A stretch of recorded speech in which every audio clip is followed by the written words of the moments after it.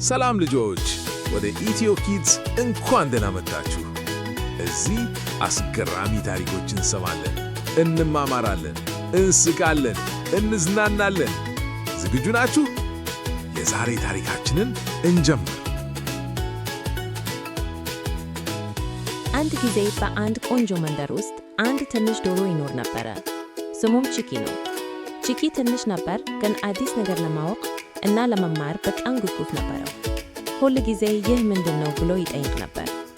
አንድ ቀን ቺኪ በመንደሩ አጠገብ እየተጓዘ እያለ በመሬት ላይ የሚያበራ ነገር አገኘ። ዋው! ይህ ምንድን ነው አለ። ቺኪ ነገሩን ወደ ጓደኞቹ ይዞ ሄደ። ድመቱ አየና ምናልባት ውድ ድንጋይ ይሆናል አለ። ውሻው ግን አይ ምናልባት የንጉሥ ነገር ነው አለ። ሁሉም በጣም ተገረሙ።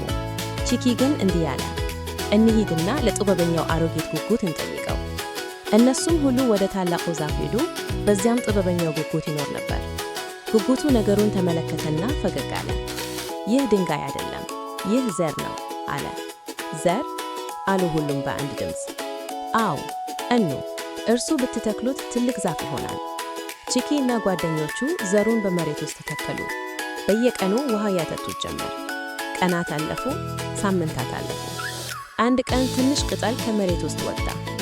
እያደገ ነው ብሎ ቺኪ በደስታ ጮኸ። በጥቂት ጊዜ ዘሩ ትልቅ ዛፍ ሆነ፣ ፍሬዎችም አፈራ። የመንደሩ እንስሳት ሁሉ በጥላው ስር መቀመጥ ጀመሩ፣ ፍሬውንም ይበሉ ነበር።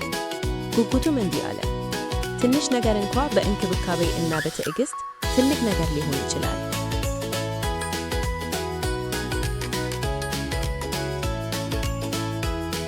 የዛሬው ቆይታችን ይህ ይመስል ነበር። ከወደዳችሁት ኢትዮ ኪድስን ላይክ አድርጉልን፣ ሰብስክራይብ አድርጉልን። እንደገና እስክንገናኝ ድረስ ደህና ሁኑ።